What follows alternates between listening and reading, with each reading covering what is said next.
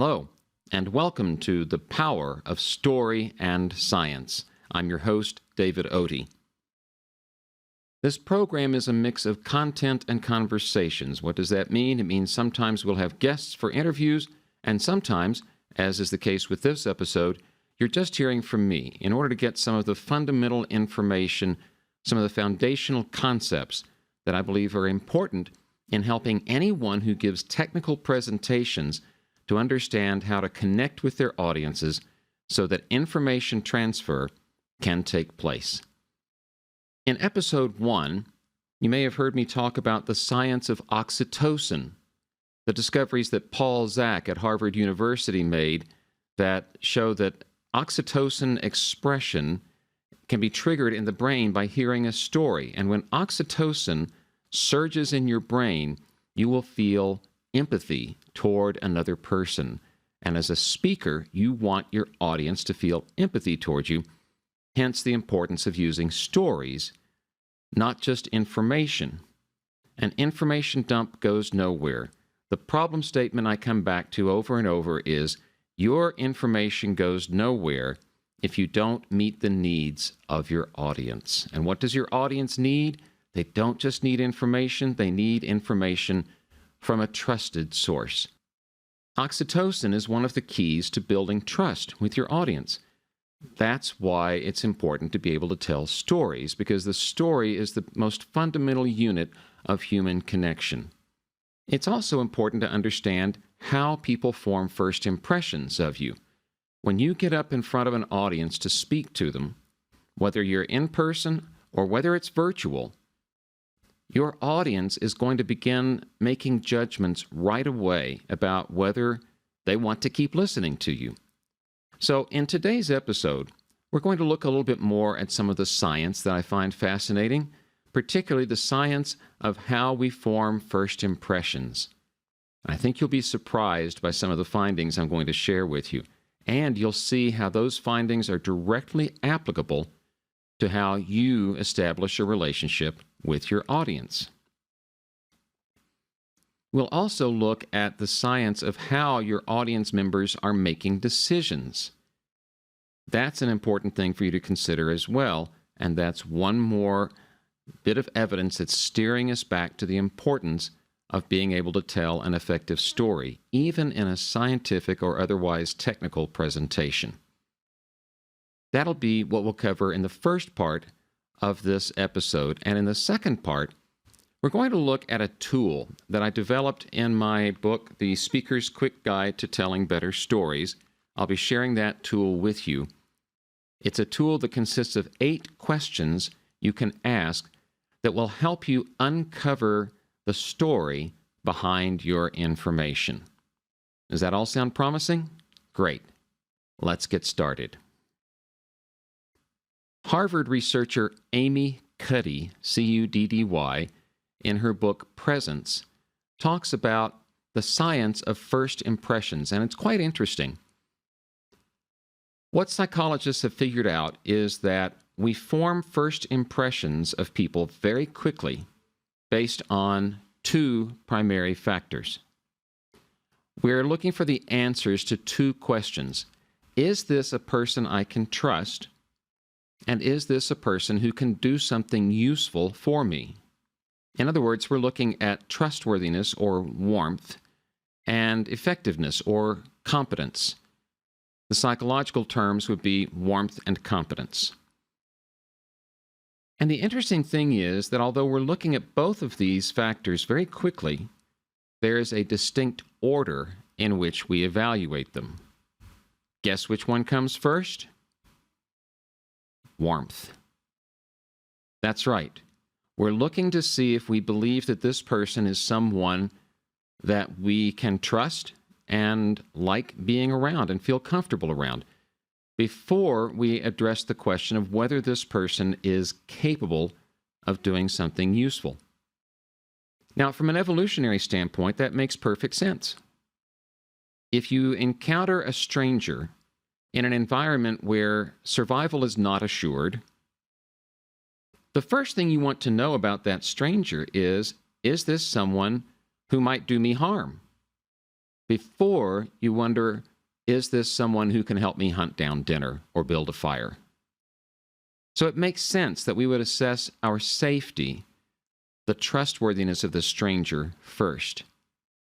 But here's the thing. That flies in the face of what so many of us do as technical or scientific presenters. Because what do we want to do? We want to establish our competence first. That's why we typically give introductions that are full of academic credentials. Guess what? The audience doesn't care about that initially as much as they care about whether they connect with you. And people make a decision within the first few seconds of hearing you speak whether they want to hear any more. So isn't it important that you know how to form a positive first impression? I think it is. How do you start to build trust with people? Well, the story is the most basic unit of human connection. And even before you take the stage, if you use your opportunity to be introduced by someone else effectively, you can start to build a sense of trust and a sense of curiosity in your audience members' minds as to what you're going to bring them and what's going to happen next. I'll look at the specifics of how you build such an introduction in a subsequent episode. For now, what I want you to take away from this is the importance of building trust before competence. And you do that by using story. Now, here's another reason why story is so important. Neuroscience is fascinating. One of the things that modern neuroscience has shown us is that the decision-making center in your brain is in the emotional part of your brain. In evolutionary terms, it's the older, more reptilian part of your brain, the part that is finely tuned to recognize threats and respond to them very quickly. This emotional part of your brain doesn't spend a lot of time weighing evidence and considering alternatives, and yet it's where you make decisions. Any automobile salesman will tell you, if you catch them in a moment of weakness, that the decision to buy a car is an emotional decision that you will justify with reason. Any real estate agent will probably tell you the same thing about buying a house. But guess what? That's not just true of making major purchases costing thousands of dollars. It's actually true of every decision that you make. Every decision you make is ultimately an emotional decision because it takes place in the emotional part of the brain, and you will justify it with reason. Now, why does that matter to you as a speaker? Well, your audience is making some decisions. For your information to make a difference to that audience, they have to make a series of decisions, which I think we can boil down into primarily 3 decisions. Do I accept this information? Am I willing to make the effort to remember this information? And am I going to act on this information? Those are ultimately going to be emotional decisions. So guess what? Those decisions will not go in your favor unless you make an emotional connection with your audience. And you do that how? By using story. So this is still a lot of the why behind the importance of using story. In subsequent episodes, we'll get more into the how, the nitty-gritty, the tools that you use, the ingredients you need to assemble in order to build an effective story, particularly a story that is related to your scientific or engineering or other technical work, where we tend to be skeptical of stories. And trust me, I'm not encouraging you to use a story as a substitute for evidence. As I mentioned in episode 1, I do know that the plural of anecdote is not data. But you will see shortly how story can help you frame that information so you're not just doing an information dump. So, the science of first impressions. To make a powerful first impression on someone, you have to build trust before you begin demonstrating your competence. And to get people to make decisions that will go in your favor when it comes to accepting, remembering, and acting on your information, you have to connect with them emotionally. And there's a lot of tools that speakers can use to connect emotionally. If, for example, including and using you language, where you're including your audience in what you're talking to them about. For example, I didn't start this episode by saying, I want to talk about this. If you go back and listen, I said, this is what you will pick up. It's a subtle difference, but it begins to make a connection with your audience. So, in part 2 of this episode, which we'll come back to in just a moment, I'm going to turn to chapter 1 in my book, The Speaker's Quick Guide to Telling Better Stories. And we're going to look at, you're going to pick up an 8-part tool, a tool consisting of 8 questions you can use to find and uncover the story behind your information. Stay tuned. We'll be right back.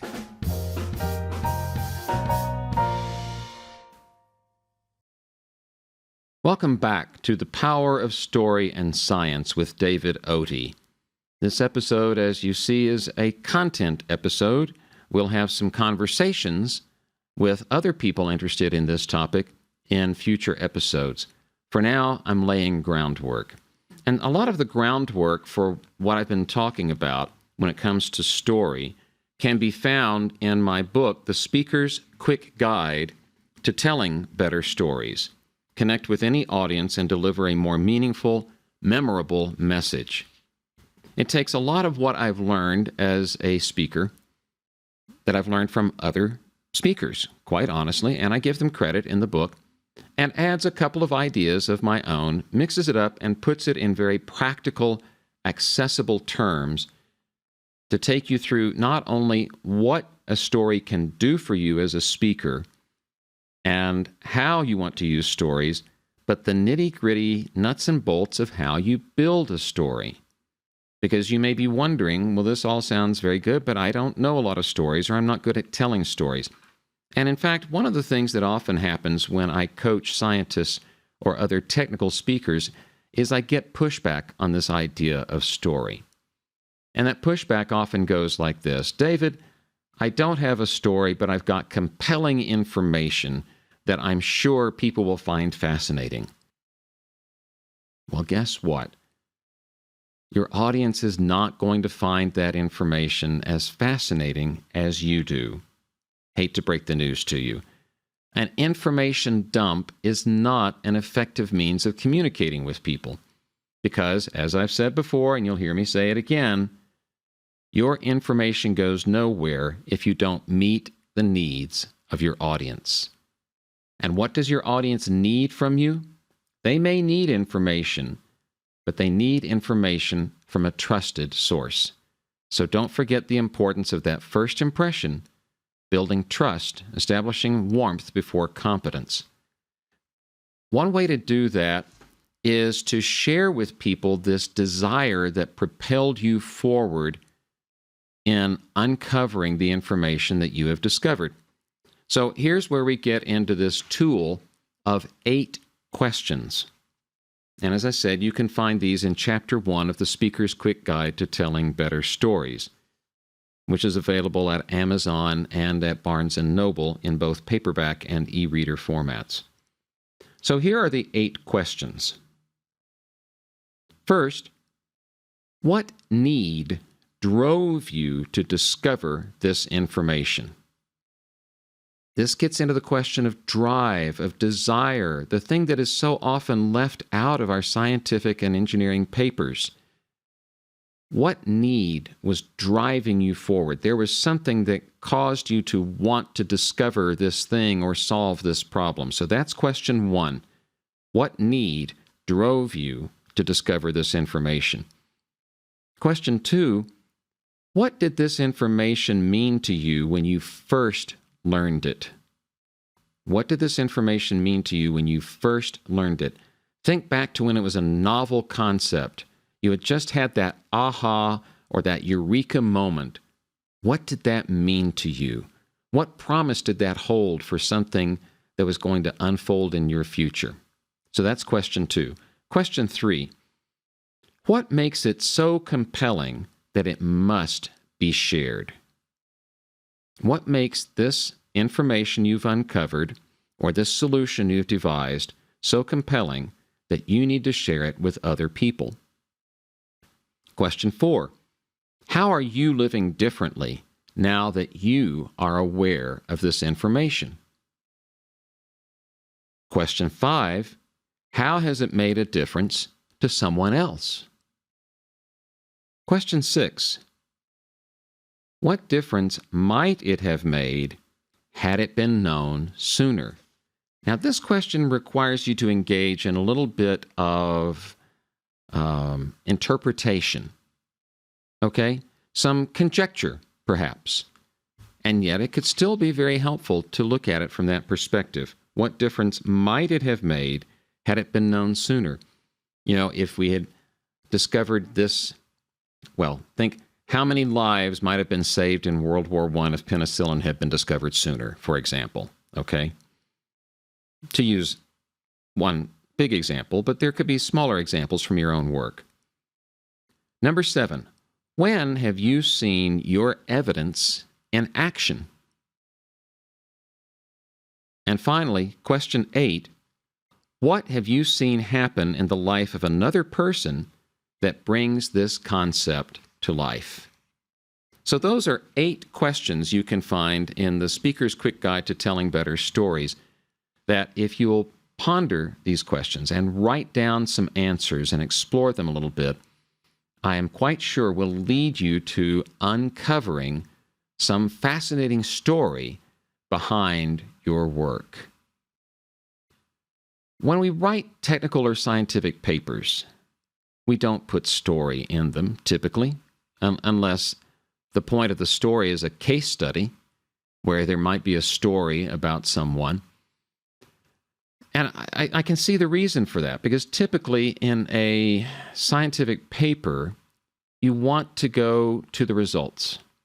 And we tend to leave out the desire that compelled us to go and perform the work that led to those results.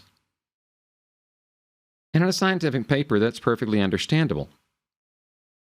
A presentation is not, however, a paper.